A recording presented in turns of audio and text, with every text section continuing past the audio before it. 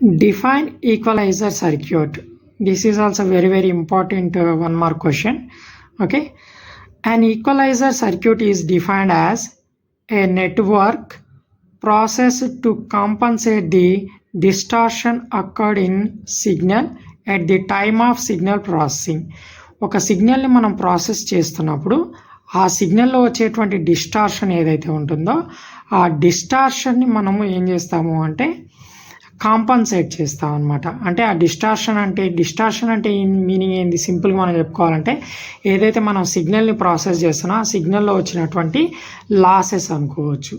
ఓకేనా, ఆ లాసెస్ని మనం కాంపన్సేట్ చేసేటువంటి ప్రాసెస్నే మనము ఈక్వలైజర్ అంటాం అనమాట. ఓకేనా, అంటే ఎంతైతే లాస్ జరుగుతుందో లేదా నష్టం జరుగుతుందో దాన్ని మనం ఫుల్ఫిల్ చేస్తాం అనమాట. ఓకేనా, దాన్నే మనం ఈక్వలైజర్ అంటాం.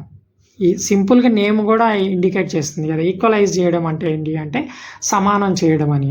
దేన్ని సమానం చేస్తుంది అంటే ఏదైతే సిగ్నల్ అనేటువంటిది లాస్ అవుతుందో అంటే డిస్టార్షన్ అవుతుందో ఆ డిస్టార్షన్ అయినటువంటి సిగ్నల్ని మనం కాంపన్సేట్ చేస్తాం. దాన్ని మనం ఈక్వలైజింగ్ అంటాం.